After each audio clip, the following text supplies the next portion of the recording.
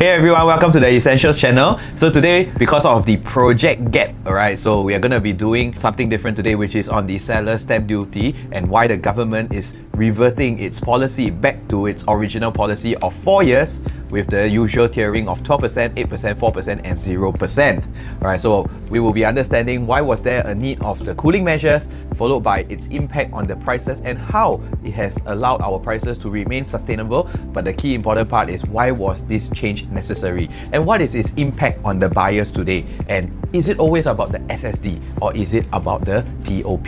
How can we maximize and capitalize on this? People always think that the exit should always be based on the SSD because we want to flip during that 3-year mark originally. Alright, but of course, exactly, the government has caught you for that, and exactly they want to stop the flippers from doing so. And it has always got to do with supply and demand and keeping prices sustainable. But the key question to ask is this: whether is it a 3-year SSD or a 4-year SSD?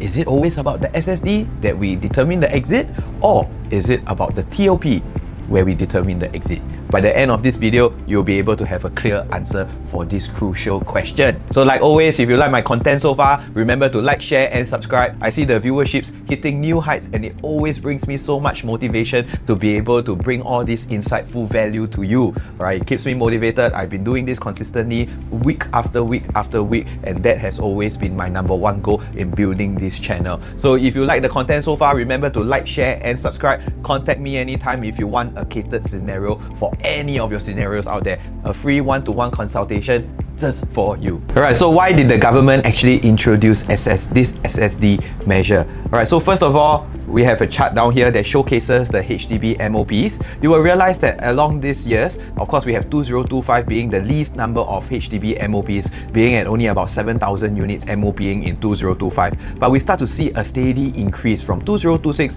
2027 to 2028, where we see a total number of 21,000 HDB MOPs. Now we know the cooling measures are in place is always to keep prices sustainable. It is not here to drop prices, but it is here to control the rate of growth. Wherever it increases too much, they will introduce certain cooling measures to decrease the rate of growth so that the income can catch up with the prices. But whenever it adjusts downwards too much, they will then lift off certain measures to stimulate the market. So in that sense, the whole idea is to ensure that income aligns with housing prices. Whether is it HDB, whether is it private, they are all going for the same direction. But the most important part is this: it is a controlled market within the HDB, as the main emphasis is the affordability of Singaporeans in terms of housing needs. So why am I letting you know about this? Is also because just by looking at these MOP numbers itself, we can already draw a direct link to the SSD implementation, the reverting of the policy of the SSD measures. Why do I say that? It's also because when you have that 21,000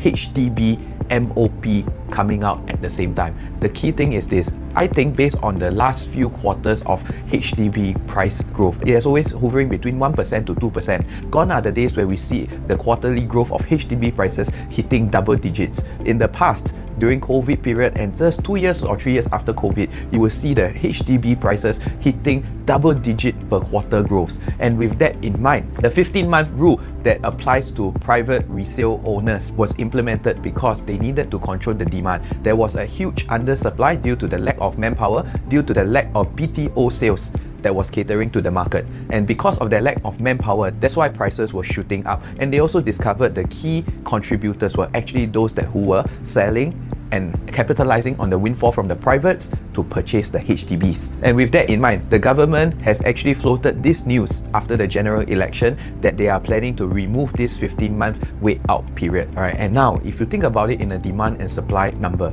just think about it. Today we are standing here in 2025 and the demand of the private properties are not going down. In fact, if just based on the demand, in 2025, we have already hit more than 60% of the private home sales that was hit in the last year of 2024. Alright, meaning to say this year's demand is actually pretty strong. And if you count it forward, if the government did not change the SSD to 4 years, it will mean that in 2028, there will be a lot of units clearing its SSD period and being able to come onto the resale market to resell their private properties. Now, with that windfall happening again, once the government removes the 15-month wait out period, am I right to say these owners that sell their private property will be eligible to purchase a HDB resale. And that actually coincides with the 21,000 HDB MOP units that are coming out in 2028. Now, with the increased demand, but most importantly, these people have the financial power to be able to pay higher prices just to get their choice units.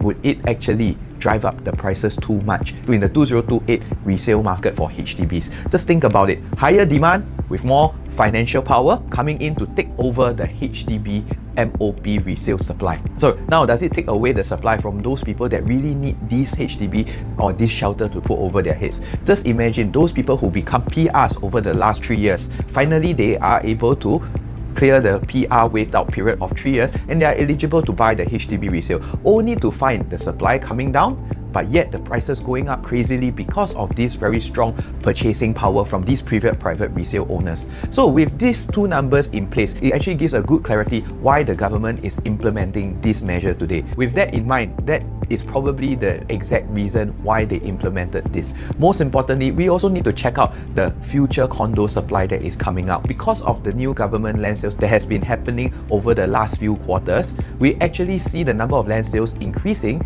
resulting in an additional of 7,400 units launching in the second half of 2025. Now, just imagine these 7,400 units were to sell out given how attractive the new launch prices are due to the new GFA harmonization.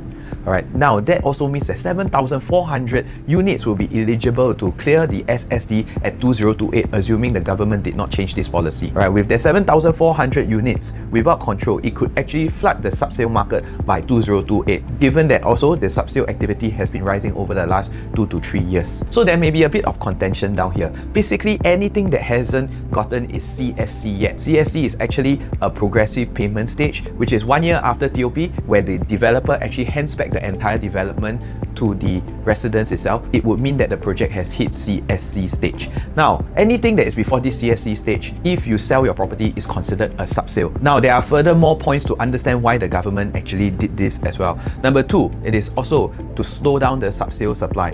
Extending the SSD to 4 years discourages quick flipping. It helps prevent future oversupply in the resale market. That's the second point. The third point is also our interest rates are trending down. As you can see from this chart here, the chart has been on a downward, it has been on a decline in terms of interest rate. With lower interest rate, it also means lower risk.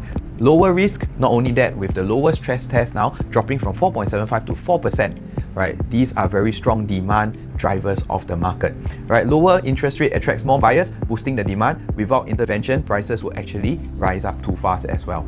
Now, of course, finally, all coming together, the 15-month rule may be removed. If private owners can buy HDB without waiting, demand of HDBs may spike, and that will cause instability in terms of the HDB prices. It is not catering, like what I said in my previous point, it is not catering to those people that really need it. For example, like upgraders from 3-room flats to 4-room flats or 4-room flats to 5-room flats. For example, like the PRs who are finally eligible to buy after the 3-year wait out. Suddenly they see their supply being taken away by all these previous private homeowners that have sold their property to come and purchase the HDBs, basically the downgraders lah. Alright, finally, it is also to maintain the balance of supply and demand. Policy tweaks help to avoid overheating the market and aims to pace out the growth and rather than crashing it.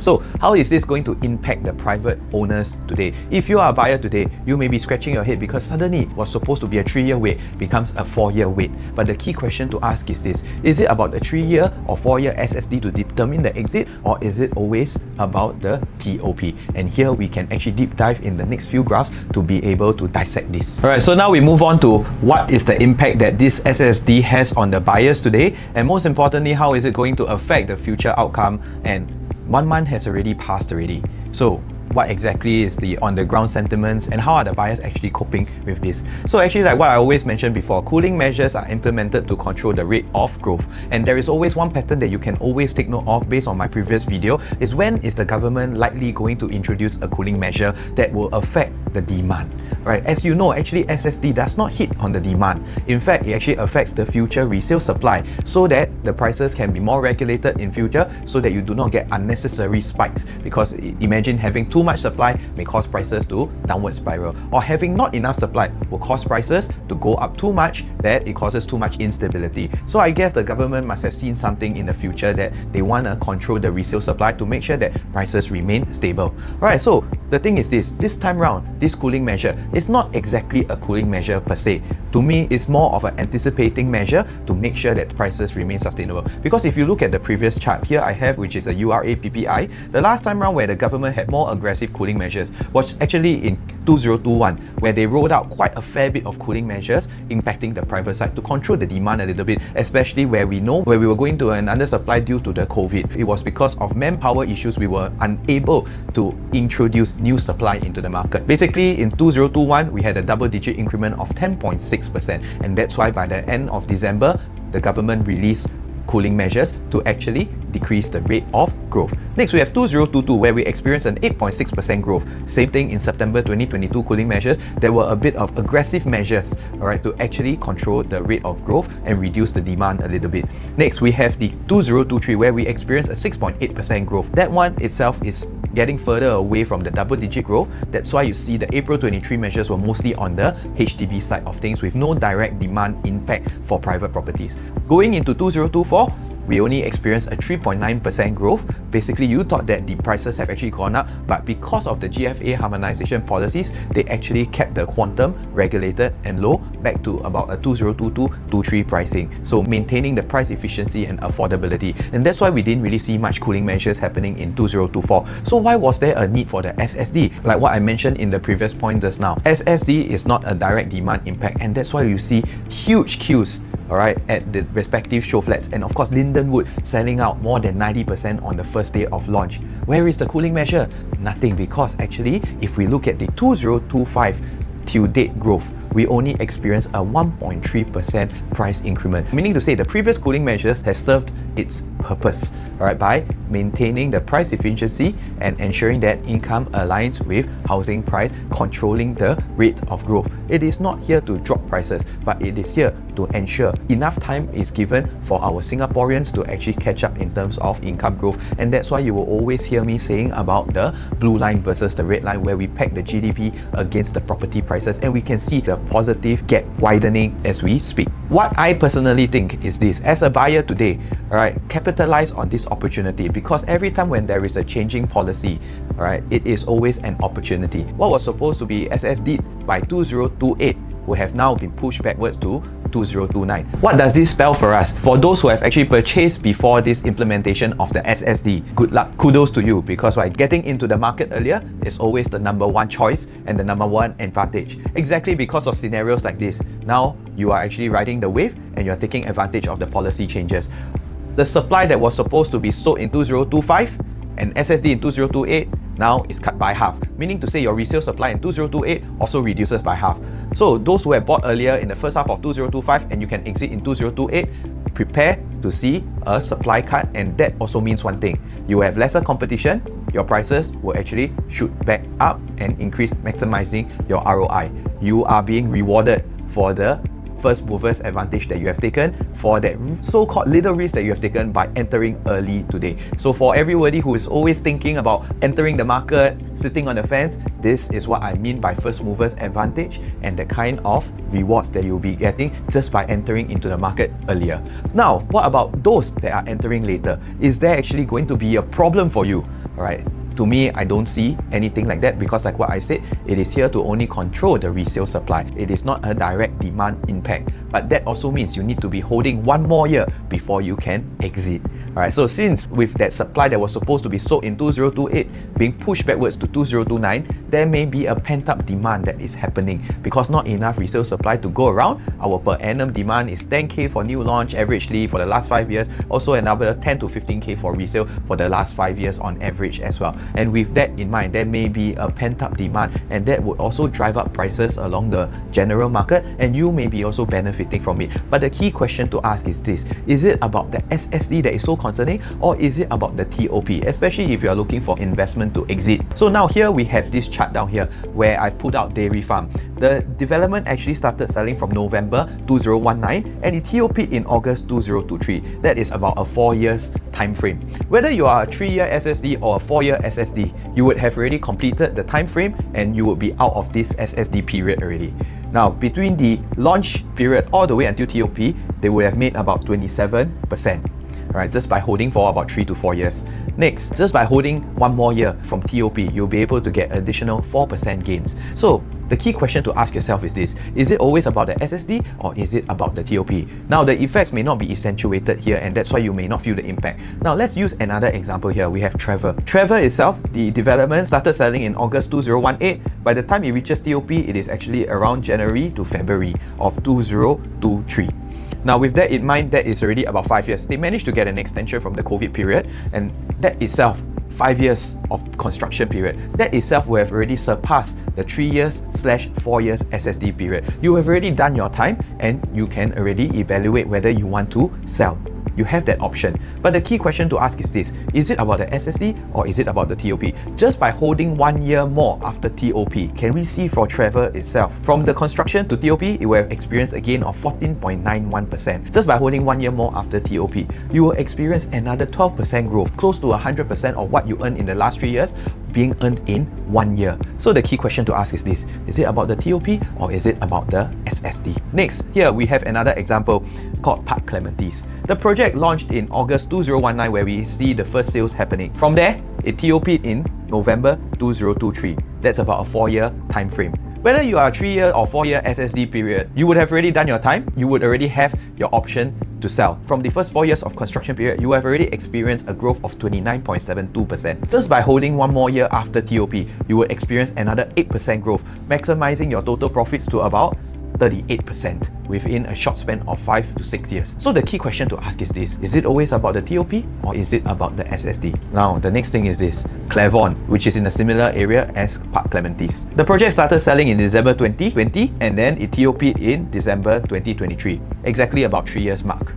Yeah, fine, maybe you need to hold 1 year more as compared to these people, alright, but let's take a look at this. Just after the TOP. So for Clairvaunt itself, they will have experienced a 18.8% growth from December 2020 to December 2023. Just by holding 1 year after TOP, they will have experienced a growth of additional 8.05%. So with that in mind, is it about the SSD or is it about the TOP? I think by now we will have already gotten the answer. Whether is it the SSD being 3 or 4 years isn't so crucial. The key thing to take note is the resale supply in the market. Within the development itself, how is the competition like? Is there many units selling at the same time? The resale supply is the key factor. By waiting 1 more year after the TOP, the resale supply will have cleared off along the way, because some people were bought earlier, they will have cleared their SSD earlier, some were bought later and will clear off the SSD later. So once we start to space out this resale supply, you start to see this potential growth. So the key question to ask is this: is it about the SSD or is it about the TOP? I think by now you have the answer. By waiting 1 more year after the TOP, the supply will have been cleared off, it will have been spaced out. You would have been able to appreciate even more and maximize your gains just by holding 1 more year after the TOP. Alright, so exactly as what I've mentioned in the past few points in this video, that's why we never really see an impact in terms of the purchasing trend in Singapore as of today. We see Springleaf itself, as we are shooting this video where Springleaf is actually launching, alright, we can see Springleaf itself is flooded with a huge crowd down there every day, because ultimately buying property in Singapore is a need. The government vision, ever since the cooling measure has been implemented in 2014, the government vision has changed the way and the landscape of properties in Singapore. You buy real estate as a need. A need means what? No matter how expensive it is, you will still buy as long as you can afford. And the only thing that the government needs to ensure is the robust income policies to make sure our income continues staying aligned with the housing prices, and most importantly, the cooling measures that will actually slow down the rate of growth so that our income can catch up with the prices, so that we can afford this need. And that is why you see a very sustainable pricing growth in Singapore, because people buy real estate as a need. Whether you have the Trump war, whether you have the Iran war on the outside, I don't care. I need it.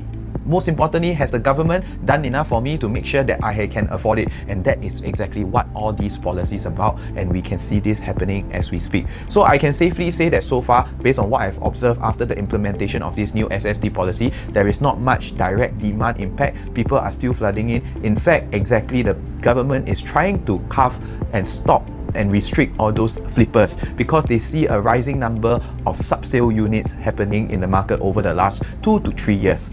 Now, sub-sale also depends on how you classify it as well, because whatever that is TOP but not yet CSC, it is also considered as a sub-sale property. What does CSC mean? CSC means that it is a stage where, usually after 1 year after TOP, that is where the developer actually has done all the warranty and the defects, and they hand the development back to the residents themselves for them to govern that particular project on their own already. So with that in mind, classification of sub-sale is actually very broad. It can also mean that it has already TOP'd, people have moved in to stay already, right? Like Penrose, for example. If you go and check online the transactions, Penrose itself is a sub-sale transaction as of now, right? Because why? They just TOP'd, but they haven't gone through the process of CSE where the developer hands the entire development back to the residents itself. So depending on how the government actually took its numbers, maybe that's why they see a lot of sub-sales happening, because there was a huge number of TOP projects coming up in 2024 and 2025. So maybe that's where they actually get the numbers, and that's why they reacted by introducing this SSD. So now, with the SSD being implemented already, is this just an indicator? Alright, or there is a next possible change that may be coming soon. Drawing from past experience, the last time the government adjusted this SSD measure, the next 1 year or so, the TDSR was actually adjusted from 80% to 75%. Right? Mind you, this is a measure that hasn't been touched since 2018. And given the strong purchasing power of Singaporeans today, this might actually be the next cooling measure that the government might want to implement. Remember in my previous videos, another pattern to catch whether the government wants to introduce a strong aggressive cooling measure is by looking at its supply. So you will realize that every time when there is an oversupply, that is the best time to implement a strong cooling measure, because we have seen multiple instances where the supply is low. No matter what kind of cooling measures you have, whether it's ABSD or TDSR, prices will shoot back up no matter what kind of cooling measures you have. Alright, so next thing is this, we see a lot of land sales happening for the last 2 years, meaning to say the supply has been ramping up, and you have seen newspaper articles indicating that this has been the most supply that the government has ever released over the last 10 years. Now that is actually a strong indicator that a stronger cooling measure may come in. Based on previous patterns, in the 2013 cooling measure, we had a 100k supply of units coming in, and that's where the 13 measures came in. Based on 2018 measures, we had 70,000 units coming out from the 70 en blocks. Over the last few years, we didn't manage to have the oversupply. We were in equilibrium, the supply and the demand keeping in line with each other. Every year we are releasing about 10,000 to 15,000 new units, average of 10,000 take-up rate over the last 5 years as well. So it has been in equilibrium, but we suddenly see a ramping up of supply over the last 2 years based on government land sales. Now, is that an indicator that actually a stronger cooling measure might be coming very soon, especially in 2026, where all the land sold in 2024 second half and 2025 will all finally be launched at the same time? Is that a clear indicator? And what might actually be coming soon? With the strong purchasing power in Singapore, and I think everybody is already a very well-known fact that Singaporeans are mostly cash rich. With that in mind, is it possible that the government may adjust the TDSR to keep the prices even more buoyant and safer?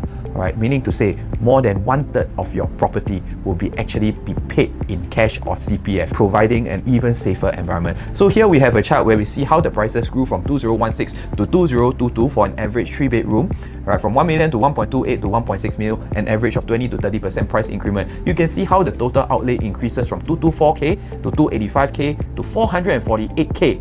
Right, just by the changes in the price quantum. But of course, take note, after 2018, we see the down payment changing from 20% to 25%, an additional 5% increment in terms of your down payment, and the loan to value is 75-25. Right, now we see, assuming the next thing that may be coming soon is the adjustment of loan to value. Will the government actually cut another 5% away from this? We will never know, but I think there are some strong indicators that might be coming in soon. Alright, so we see from here the prices of an average 3-bedroom has increased to about 2 million, alright, in 2025. Assuming a 75-25 loan to value, it will mean that you will need a total outlay of $569k $600. The minute the government decides to implement this cooling measure, that itself would have changed the outlay to $669k $600, a difference of 100k immediately, no questions asked. So now you may actually think, hey, isn't this a very good opportunity for us to get in? Why not? Let's wait for it to happen, because that also means that some people will be priced out of the market. I urge you to think again, because here I have a chart that actually showcases the disposable income of Singaporeans and the personal savings of Singaporeans between 2001 all the way until 2024 Q1. You can see how much personal savings have we amassed over the many years. So what is the definition of personal savings? Personal savings refers to the amount of funds available after consumption and before the purchase of assets, indicating what? Cash rich. right? Total, they experienced a 700% increment in terms of personal savings over the last 20 years. Means what? Actually, this means that Singaporeans are cash rich. In a way, you thought that some of them might be affected. It's true. It will really carve out a certain group of people that may not be able to afford this change or this extra outlay upfront.